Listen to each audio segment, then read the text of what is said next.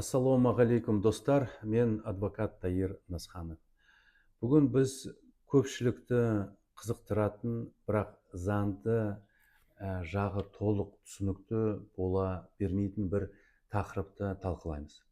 Криптовалюта және заң. Қазақстанда цифрлық активтер туралы нені білу керек? Ең алдымен криптовалюта бұл ақша емес, бұл блокчейн технологиясына негізделген цифрлық актив. Оны физикалық пішіні жоқ, оны ешбір мемлекет шығармайды, және ол нақты материалдық құндылықпен қамтамасыз етілмеген. Сондықтан әр ел бұл мәселені әртүрлі шешеді. Біреулер толықтай тыйым салады, біреулер шектейді, ал Қазақстан реттеуді таңдаған елдердің бірі. 20 жылдан бастап Қазақстанда заңнамалық өзгерістер енгізіліп, цифрлық активтер мүлік ретінде танылды. Цифрлық активтер туралы заң мен азаматтық кодекске енгізілген түзетулерге сәйкес, цифрлық актив бұл электрондық нысандағы мүлік криптографиялық әдістермен қорғалған өзіндік нарықтық құны бар деректер жиынтығы. Заң бұл активтерді екіге бөледі: қамтамасыз етілген және қамтамасыз етілмеген.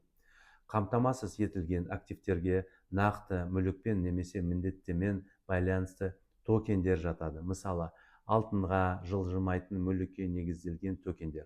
Ал қамтамасыз етілмеген активтерге бәріміз білетін биткоин, этериум сияқты криптовалюталар жатады.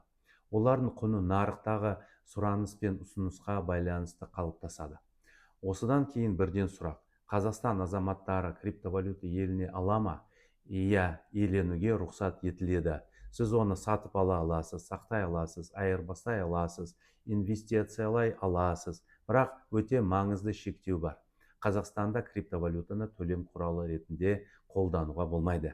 Яғни сіз биткоинмен дүкенде кофе немесе пәтер сатып ала алмайсыз. Ресми есеп айырысу тек теңгемен жүзеге асырылуы тиіс. Келесі мәселе — майнинг.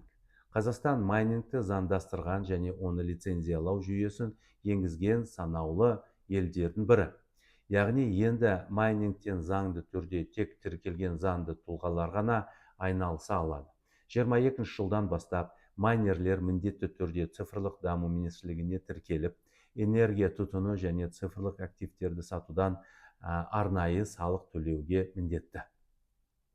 Сондай-ақ Қазақстанда реттелетін криптовалюта сауда платформалары дамып келеді. Мысалы, Астана халықаралық қаржы орталығы аясында Binance Қазақстан платформасы жұмыс істейді.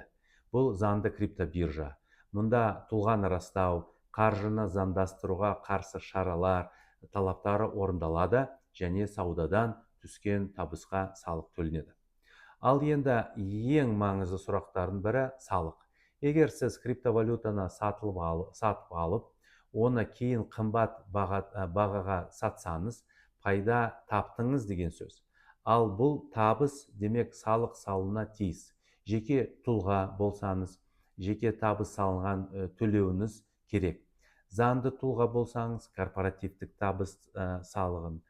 Бұл бағыттағы нақты ережелері әлі де қалыптасып келе жатыр. Бірақ салық органдары цифрлық активтері есепке алуға және ашықтыққа бет бұрып отыр. Қауіптерге келсек, криптовалюта заң жүзінде мүлік ретінде танылғанымен, ол банк салымдары сияқты мемлекетпен қорғалмайды. Егер сіз жеке кілтіңізді жоғалтсаңыз, алаяқтарға алданып қалсаңыз, немесе биржа жабылып қалса, мемлекет бұл үшін жауап бермейді. Сонымен қатар, егер сіз криптовалютаны салықтан жалтару, заңсыз қаржыны жасыру немесе тыйым салынған ұйымдарды қаржыландыру үшін қолдасаңыз, бұл қылмыстық жауапкершілікке әкелуі мүмкін. Қаржылық мониторинг агенттігі мұндай жағдайда транзакцияларда бұғаттап, активтердегі тоқтатуға құқылы.